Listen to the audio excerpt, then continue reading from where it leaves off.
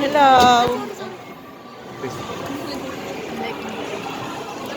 Yan po yung mga pamangking ko. Dito po kami sa SM Center sa Imus. Yan. Actually, nagbabakasyon sila sa akin. Dito sa gala lang kami. Namimiss ko na yung mga anak ko. Daniel, Nika. Dati ganyan tayong tatlo. Ngayon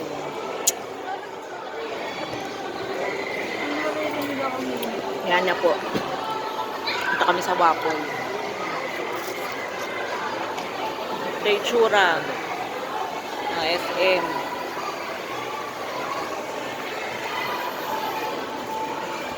Yan. Actually, napakaliit lang nito. Pero marami dito. Yan. Makakaupo ka sa lapag. May playground ng bata. Ayan.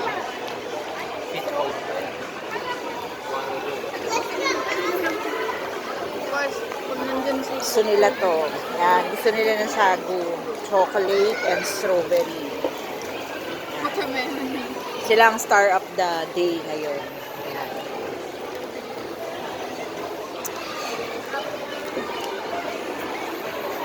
Dami yung tao. Kasi bakasyon pa eh.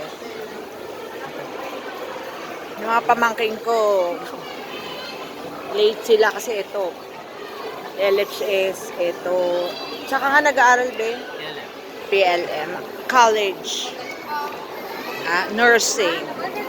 Grade 10.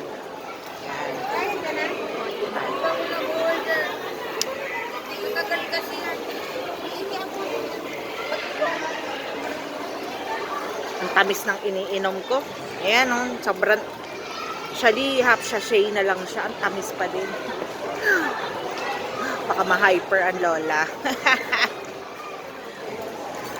Yan. Gala-gala lang. Walking distance lang to sa amin. Gala-gala lang ako. Parang ma-refresh lang yung utak. Makakita ng maraming tao. Hindi yung katulad ng nasa loob ka lang ng bahay. Ando doon lang lagi. Isa kasi nakakatamad gumala. Pag ikaw lang, nasanay ka ba na yung mga anak mo kasama mo, pero ngayon, since na malalaki na sila, hindi mo na sila maisama sa gala mo, simpleng gala, na ganito lang. Dati, gayain ko lang mga anak ko sa lugawan. Yan. Saya na kami. Simple lang yun. Kain lang kami sa lugawan.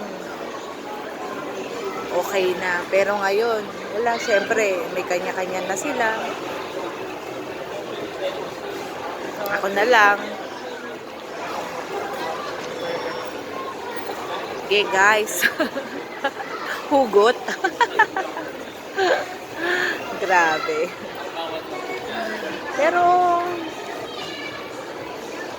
yan ang realidad. Pag ang mga anak mo na may mga sarili-sarili ng lakad. Yan talaga.